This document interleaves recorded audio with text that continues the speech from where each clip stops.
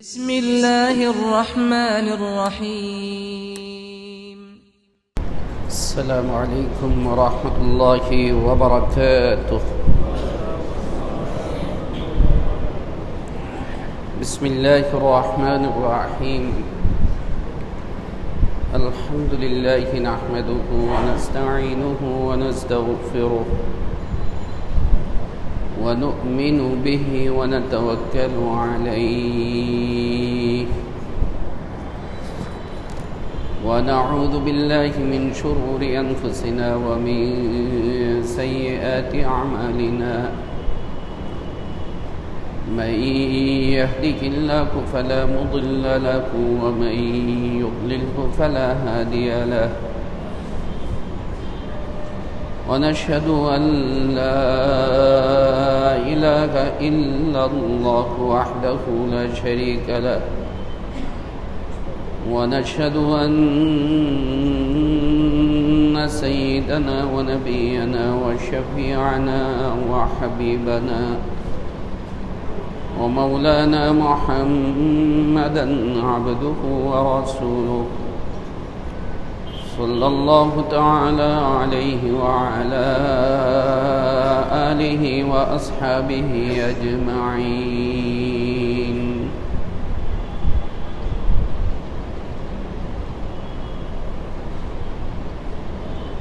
محترم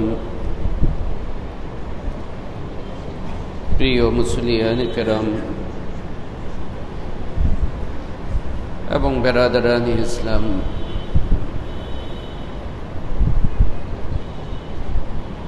শুরুতেই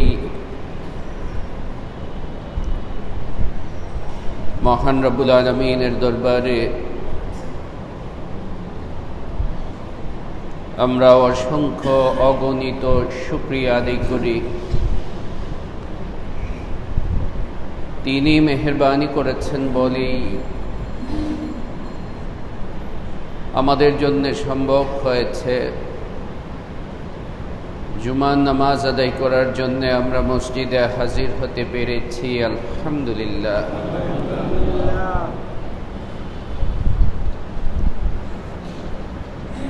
আজ পহেলা মে, কেবল বাংলাদেশেই নয়, সারা বিশ্বেই প্রতিপালিত হচ্ছে, উদযাপিত হচ্ছে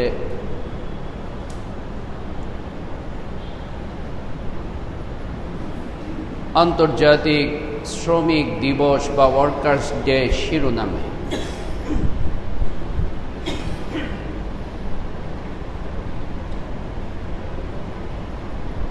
এবং এই দিবসের উদযাপন নিশ্চয়ই এটাই আমাদেরকে স্মরণ করিয়ে দেওয়া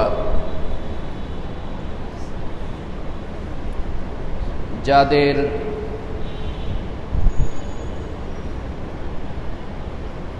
গতর খাটা এবং ঘাম ঝরানোর বিনিময়ে দেশের অর্থনীতি, সমাজের অর্থনীতি প্রতিষ্ঠিত হয় এবং সচল থাকে। তাদের অধিকার সম্পর্কে যেন আমরা সতর্ক থাকি, সোচ্চার থাকি এবং তাদের অধিকার প্রতিষ্ঠার ব্যাপারে আমরা যেন লক্ষ্য রাখি। এই দিবস উদযাপনের মূল লক্ষ্য এবং উদ্দেশ্য এটাই। না হলে কেবল দিবস পালন করার দ্বারা কখনো কারো ভাগ্যের পরিবর্তন হয় না। কেবল দিবস উদযাপন করার দ্বারা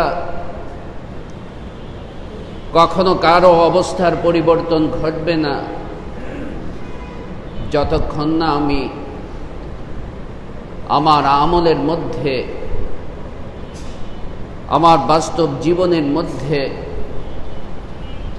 সেই লক্ষ্য, সেই উদ্দেশ্য, সেই অধিকারসমূহকে প্রতিষ্ঠিত করব। বর্তমানে এমন একটা জামানা, এমন একটা সময় আমরা অতিবাহিত করছি, অত্যন্ত দুঃখের সঙ্গে বলতে হয় যে সর্বত্রই কথা বেশি, বাস্তবায়ন কম।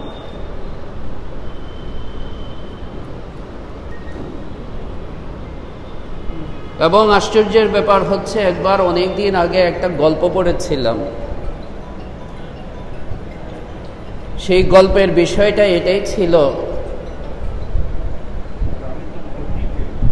যে অধিকার প্রতিষ্ঠার আন্দোলনের অগ্রণী ভূমিকা যিনি পালন করছেন, অধিকার প্রতিষ্ঠার শুধু এই ক্ষেত্রেই না, সব ক্ষেত্রে যিনি মাঠে ময়দানে সবচেয়ে বেশি সোচ্চার, তিনিই তার সকালটাকে শুরু করেন অধিকার হরণের মাধ্যমে।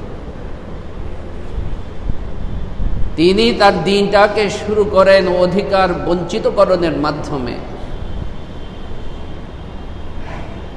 এর চাইতে আফসোস, এর চাইতে দুঃখের কথা আর কিছুই হতে পারে না।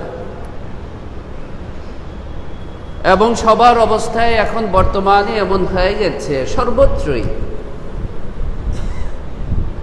যে আমাদের উস্তাদরা গল্প বলতেন, এক বেটা দান সৎকার উপরে খুব বয়ান দিয়েছে, খুব ওয়াজ করেছে।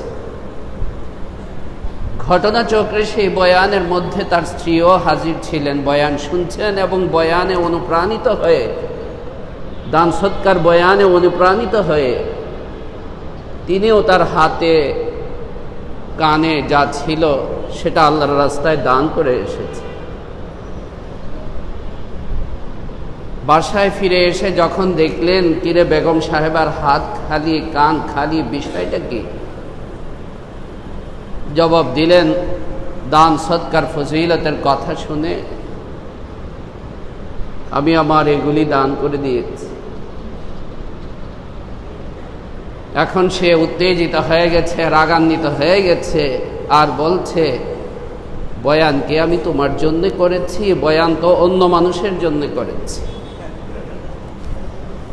আমার বয়ান তো আমার জন্য না, এ তো অন্য মানুষের জন্য। তো এই ঘটনার বাস্তবায়ন এবং প্রতিফলন, প্রকাশ সর্বক্ষেত্রেই আমরা দেখতে পাচ্ছি। কথায় এক একজনে কথার ফুলঝুরি, কথার সরবতা, কথার শক্তি কারোর চাইতে কারো কম নয়। দেখবেন মাইক ফাটায় ফেলতেছে, কিন্তু বাস্তবায়ন, প্রতিফলনের মধ্যে, বাস্তব প্রয়োগের মধ্যে আমি আপনি কেউই নাই।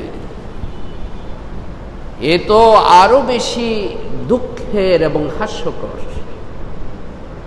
কেবল কথা নয়, কেবল কথা নয়, যতক্ষণ পর্যন্ত বাস্তবে প্রতিষ্ঠিত না হবে, যতক্ষণ পর্যন্ত বাস্তবায়িত না হবে, ততক্ষণ পর্যন্ত কথা কথার মধ্যেই থেকে যাবে, কাগজে কলমের মধ্যেই থেকে যাবে।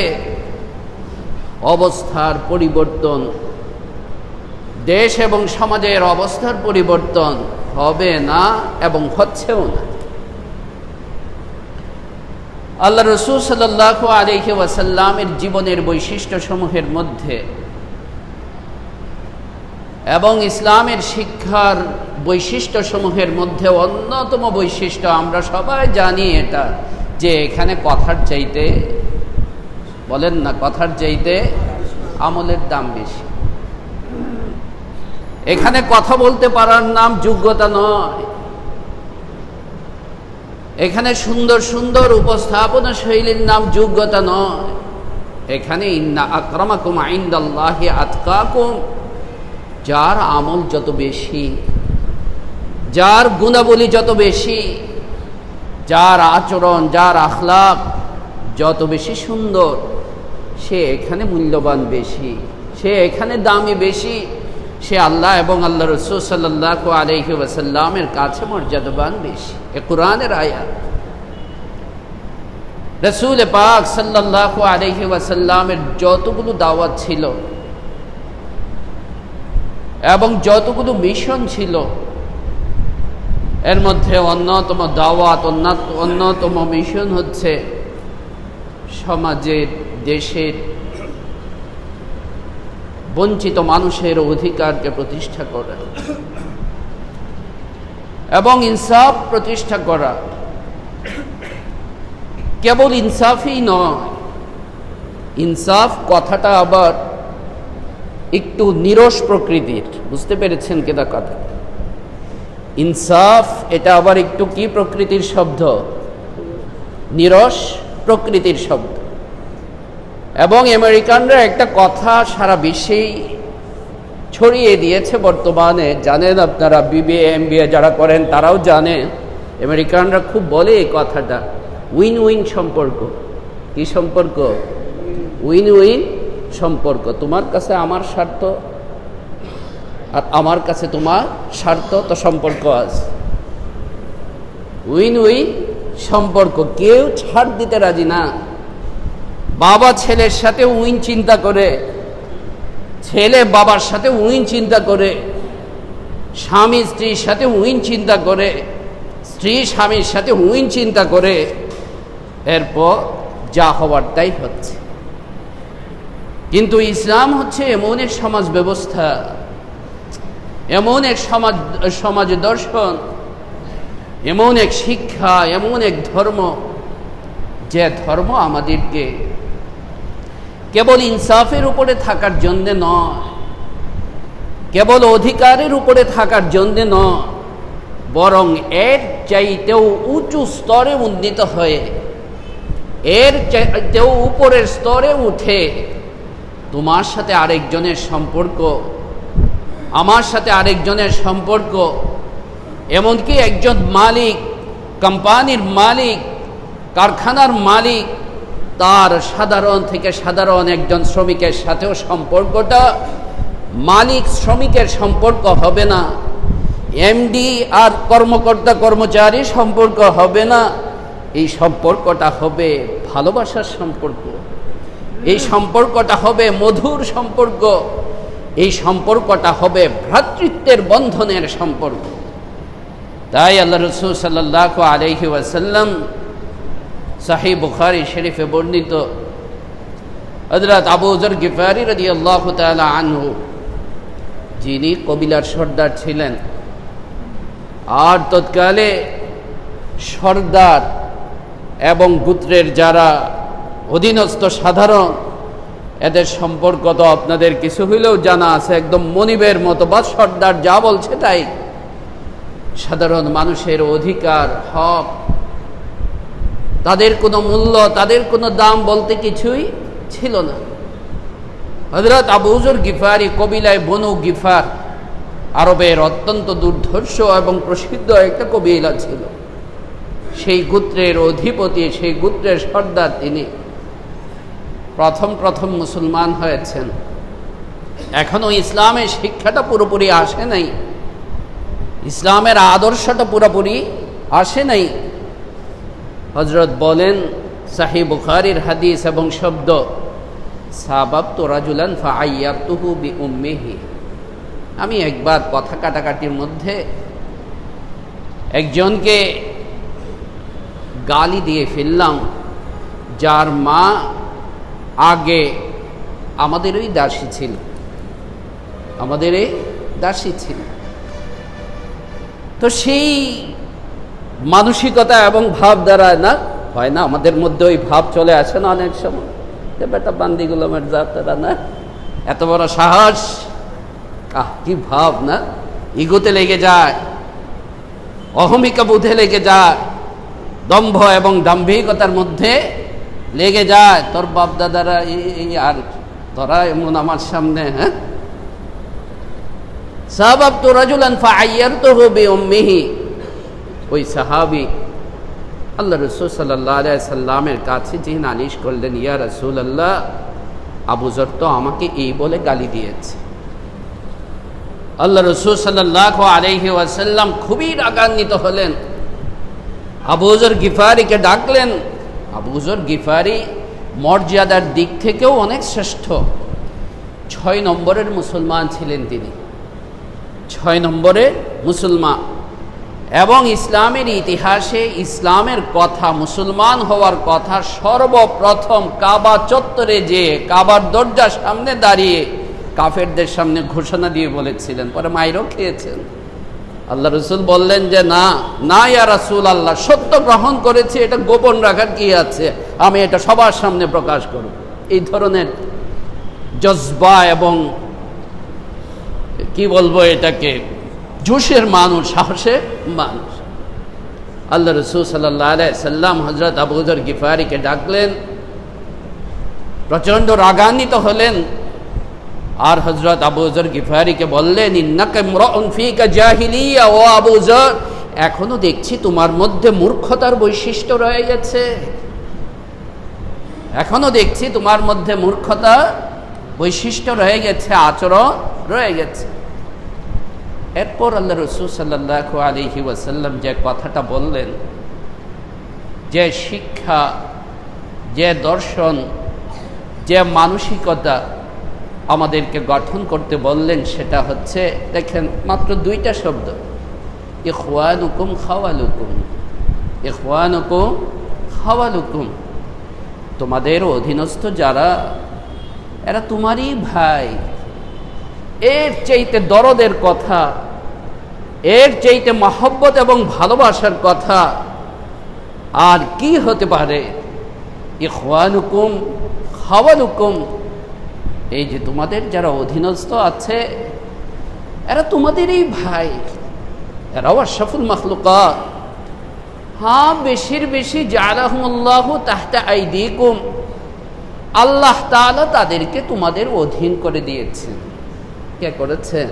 আল্লাহ। এটাও তোমার কোনো কৃতিত্ব না, এটাও তোমার কোনো কৃতিত্ব না, এটা আল্লাহ করে দিয়েছেন। আমার বাবা বলতেন, খুব পুরনো ব্রিটিশ আমলের কথা, আপনার এক সঙ্গীত ছিল নিমাই সঙ্গীত, এটা জানি না এখন কি, নিমাই সঙ্গীত ব্রিটিশ আমলে খুব প্রসিদ্ধ ছিল, নিমাই সঙ্গীত। তো সেটার একটা লাইন, ওরা যদি তোর চরণ তলায় না আসে কি করিবে বল, ওরা যদি তোর চরণ তলায় না আসে কি করিবে বল। আজকে যদি এই যে সাধারণ কাজ যারা করতেছেন, দেখেন আল্লাহর মেহেরবানি, কথা আগেও বলেছি যে দেশের সবাই যদি ইঞ্জিনিয়ার হয়ে যায় দেশ চলবে না, দেশের সবাই যদি ডাক্তার হয়ে যায় দেশ চলবে না, দেশের সবাই যদি ঢাকা ইউনিভার্সিটির প্রফেসর হয়ে যায় দেশ চলবে না। দেশ প্রফেসর, ডাক্তার, ইঞ্জিনিয়ার, আলেম, হাফিজ, রিক্সাওয়ালা, ভ্যান গাড়িওয়ালা, বাজারওয়ালা, ফেরিওয়ালা, আর ওই যে মিউনিসিপ্যালিটির যারা পরিচ্ছন্নতা কর্মী আছে, তাদেরকে নিয়েই হচ্ছে দেশ।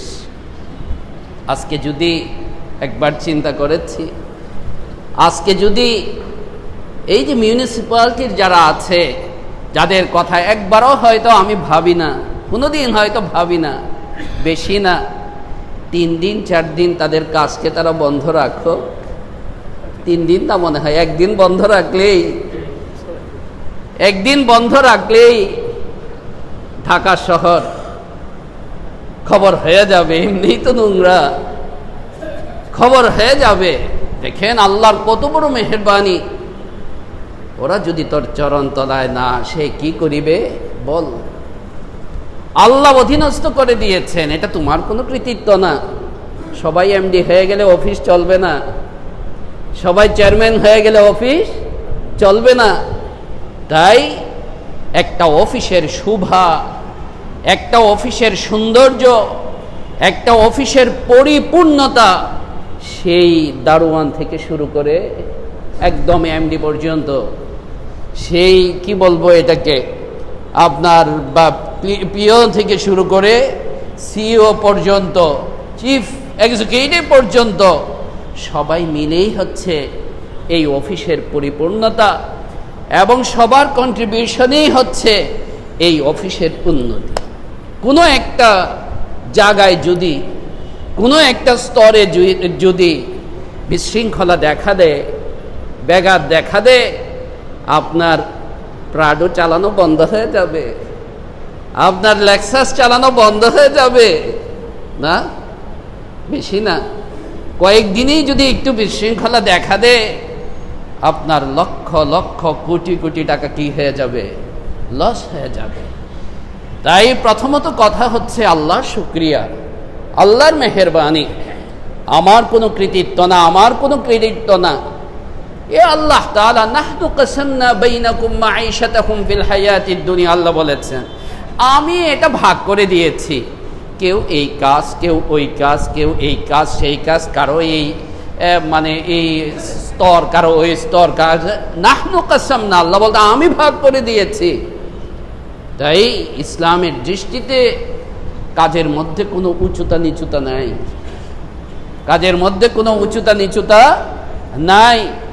কাজ ইসলামে অনেক শ্রেষ্ঠ, অনেক শ্রেষ্ঠ, যদি সেটা হালাল হয় এবং আরেকজনের কাছে চেয়ে চলার চাইতে ইসলাম ফরজ করেছে, কেবল যে উৎসাহ দিয়েছে তা না, ফরজ করেছে যে তুমি তোমার হাতকে শ্রমিকের হাতে পরিণত করো, কাজ করনেওয়ালার হাতে, কাম করনেওয়ালার হাতে তুমি তোমার হাতকে পরিণত করো।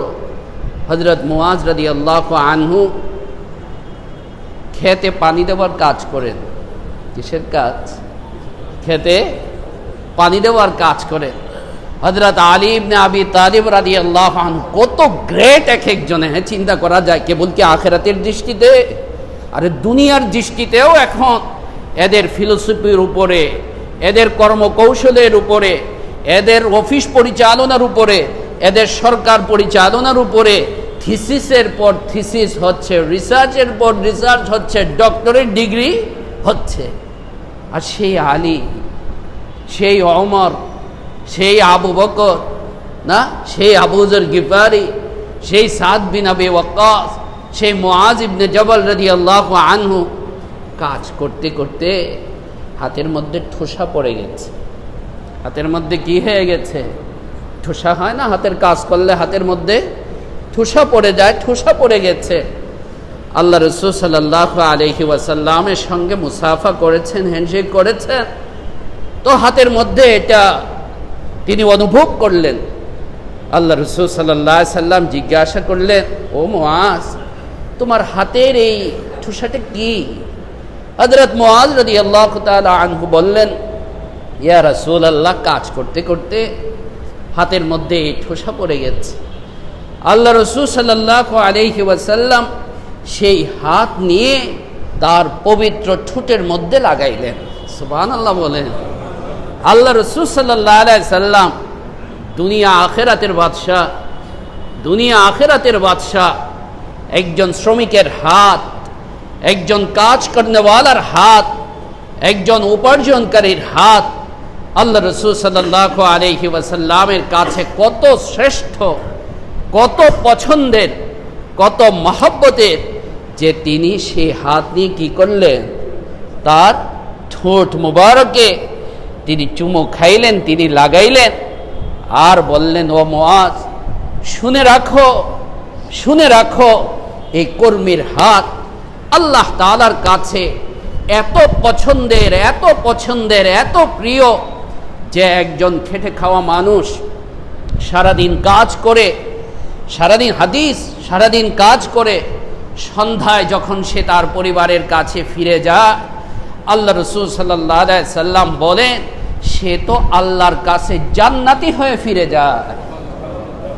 সে আল্লাহর কাছে কি হিসাবে ফিরে যায়? হাদিস আল্লাহ রাসূলের, জান্নাতি হয়ে সে আল্লাহ তার পরিবারের কাছে ফিরে যায়। একজন জান্নাতি মানুষ, একজন জান্নাতি মানুষ।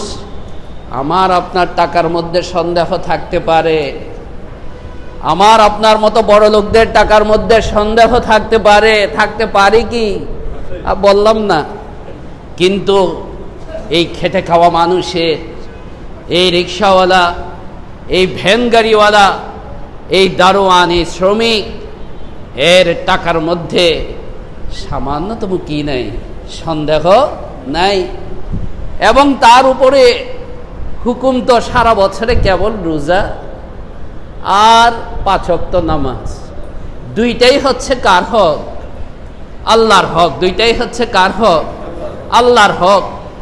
আর বাকি সামর্থ্যই নেই, আবার হক কিসের?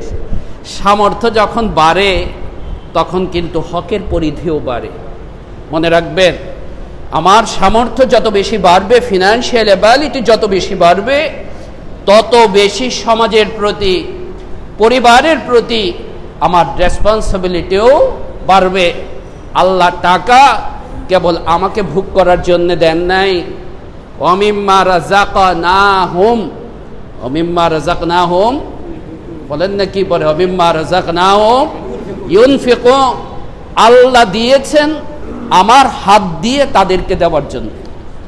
আল্লাহ দিয়েছেন আমার হাত দিয়ে তাদেরকে দেওয়ার জন্য। তাই আমার ফিনান্সিয়াল অ্যাবিলিটি পরিধি যত বিস্তৃত হবে, যত বেশি বাড়বে, তত বেশি মানুষের হকের সম্পর্কও আমার সাথে বাড়বে।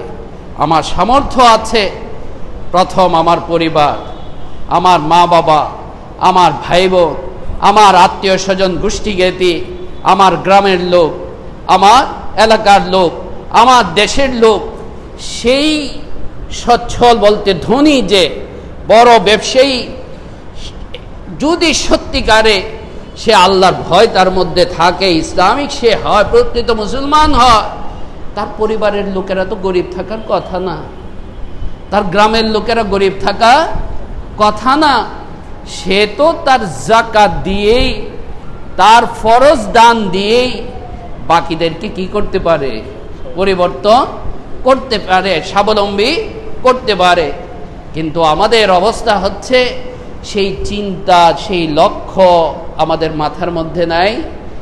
আর আমাদের শ্রমিকদেরও অবস্থা হয়ে গেছে এরকম যে আঘাত খাইতে খাইতে খাইতে খাইতে এখন সেও মেনে নিছে যে বাস আমাকে জীবনভর এইভাবেই চলতে হবে, এটাই আমার ভাগ্য, এটা আমার কি ভাগ্য, এটাই আমার কপাল যে আমাকে জীবনভর এইভাবেই চলতে হবে। ব্যবসায়ী, ধনী, যে আপনার অর্থশালী, বিত্তশালী, তার কেবল বাড়বেই বাড়বে, তার কেবল বাড়বেই বাড়বে। আর আমার বেতন বাড়ানোর কথা চিন্তা হইলে মাথা গরম হয়ে যায় না? আমার বেতন বাড়ানোর কথা যখন চিন্তা হয় তখন কি হয়ে যায়? মাথা গরম হয়ে যায়। সব কিছু করতে রাজি আছে, এটার মধ্যে কি নেই? রাজি নাই। ভাবসাব হচ্ছে এরকম যে তোরা এরকমই থাক, এতেই আমি খুশি, তাদেরকে এরকমই থাকতে হবে। দেখেন, আর কিচ্ছু না, আরো তো কত হাদিস আল্লাহ রাসূল সাল্লাল্লাহু আলাইহি ওয়াসাল্লামে। কেবল এই যে এই ফিলোসফিটা বা এই যে শিক্ষাটা, এই চিন্তাটা, ইখওয়ানুকুম খাওয়ালুকুম জাআলাহুমুল্লাহু তাহতা আইদিকুম, এরা তোমারই ভাই, তোমার ড্রাইভার তোমারই ভাই, তোমার মালিক তোমারই ভাই, তোমার বাসায় যারা তোমাকে খেদমত দিচ্ছে এরা তোমারই ভাই। জাআলাহুমুল্লাহু তাহতা আইদিকুম, আল্লাহ তাআলা, এটা আল্লাহর ইচ্ছা, আল্লাহ মেহেরবানি করে এদেরকে তোমার অধীনস্থ করে দিয়েছে।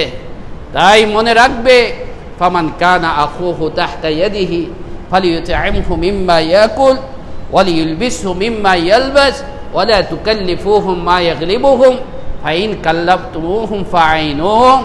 তুমি যা খাবে তাই তাকে খাওয়াবে, তুমি যা পড়বে তাই তাকে পড়াবে, এবং ওয়ালা তুকাল্লিফুহুম মা ইয়াগলিবুহুম, তাকে এমন কোনো কাজের চাপ দিও না যেটা তার সাধ্যের বাইরে চলে যায়, যেটা তার সাধ্যের বাইরে চলে যায়। আশ্চর্য লাগে, আশ্চর্য লাগে যে কি ধরনের মানসিকতা, এমডি সাহেবের, চেয়ারম্যান সাহেবের অনেক আছেন এখানে আমার পরিচয়, অনেক আছেন যারা এমডি, যারা চেয়ারম্যান, যারা কোম্পানির মালিক, যারা কারখানা মালিক। একটা লোক ঘর থেকে সেই 7:30 8টার সময় বের হয়েছে, আর আমি তাকে ছাড়তেছি রাত্রের 11টা, 10:30, 9টা।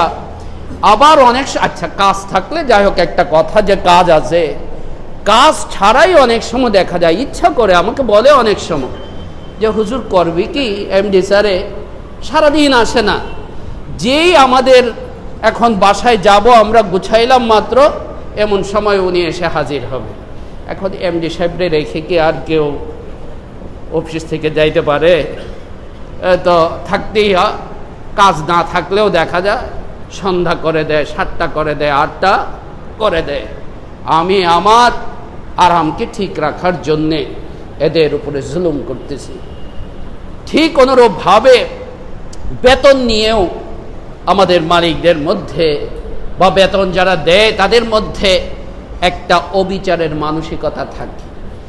এক তো পরিমাণের মধ্যে তো থাকেই, পরিমাণের মধ্যে থাকেই, প্লাস আবার দেখা যায় আল্লাহ রাসূল সাল্লাল্লাহু আলাইহি ওয়াসাল্লাম যেখানে বলেছেন, সহিহ ইবনে মাজার হাদিস, হযরত সাদ বিন আবি ওয়াক্কাস রাদিয়াল্লাহু তাআলা আনহু থেকে বর্ণিত, আল্লাহ রাসূল সাল্লাল্লাহু আলাইহি সাল্লাম বলেন, সালাসাতুন আনা খাসমুহুম ইয়াউমাল কিয়ামা, 3 ধরনের ব্যক্তি যাদের বিরুদ্ধে হাসরের ময়দানে আমি দাঁড়াবো।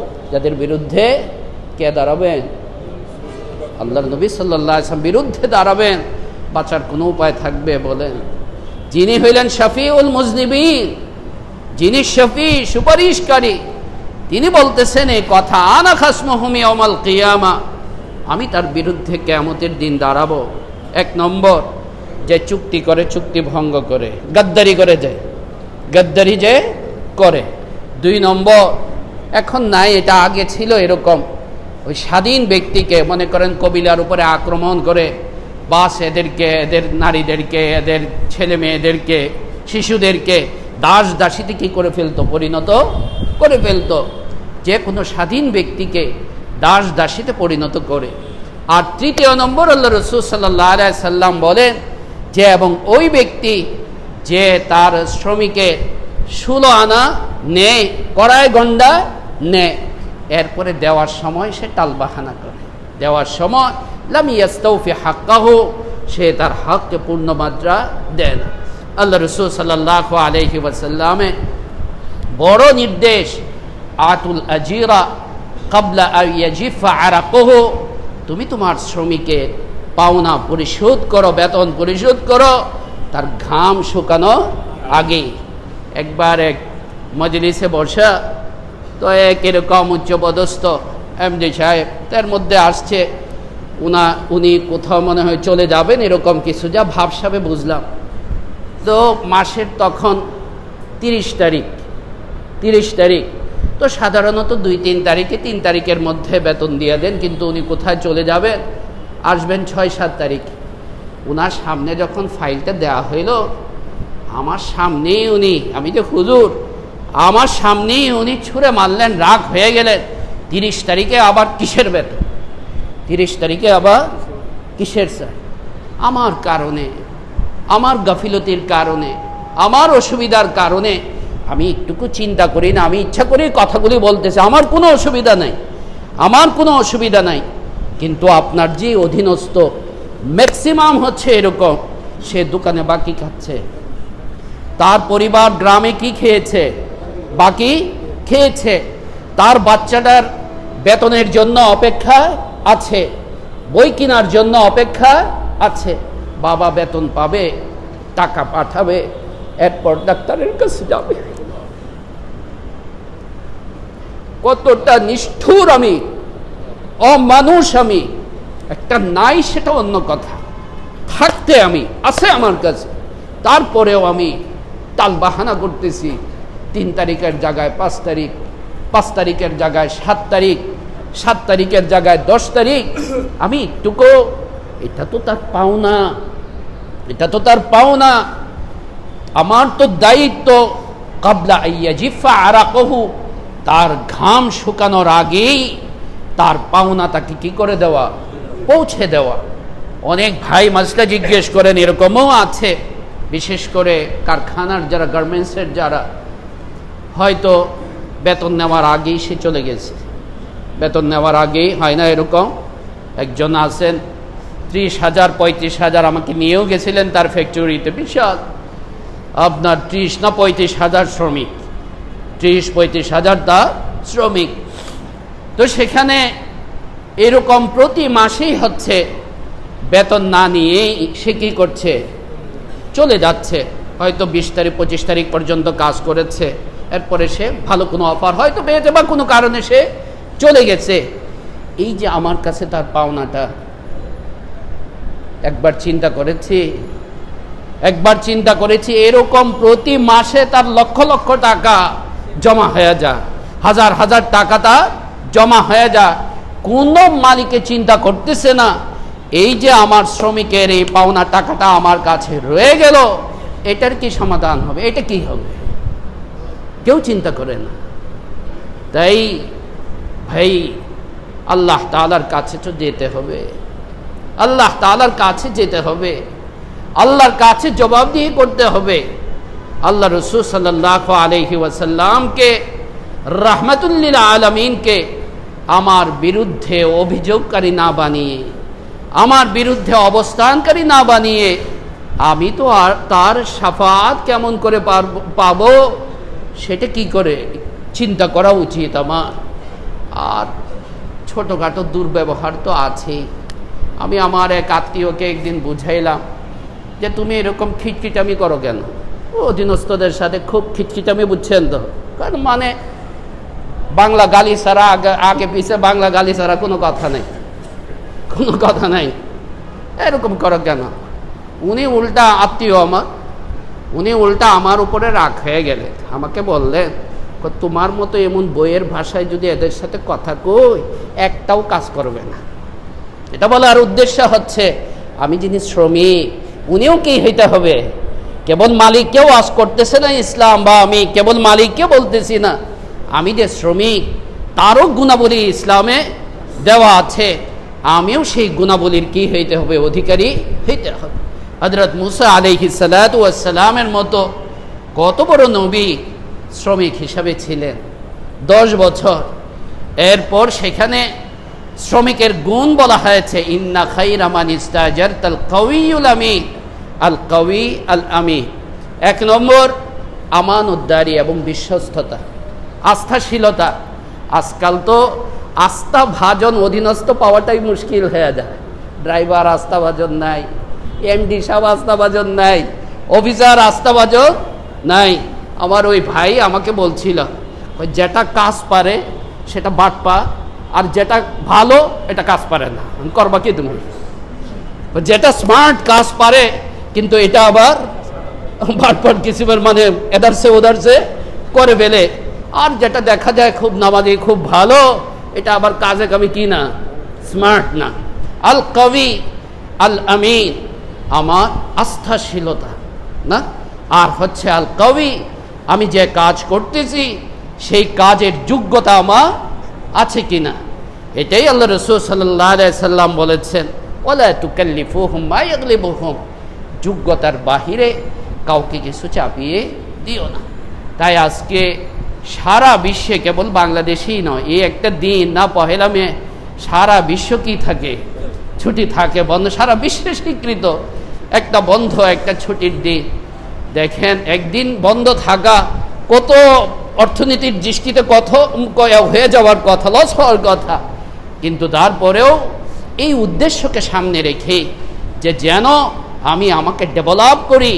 আমি যদি কারখানার মালিক হয়ে থাকি, মালিক হিসাবে আমার যে গুণাবলী সেটা আমার অর্জন করা দরকার। আমি যদি শ্রমিক হয়ে থাকি, শ্রমিক হিসাবে যে গুণাবলী সেটাও আমার অর্জন করা দরকার। তখনই কি হবে, ভারসাম্যপূর্ণ একটা পরিবেশ, একটা জীবন ব্যবস্থা ইনশাআল্লাহ হবে, এবং সমাজ ও দেশের পরিবেশ ইনশাআল্লাহ সুন্দর হবে। আল্লাহ সুবহানাহু ওয়া তাআলা আমাদেরকে বুঝবার এবং মানবার তৌফিক দান করুন। আমিন। ওয়া আখিরু দাওয়ানা আনিল হামদুলিল্লাহি রাব্বিল আলামিন।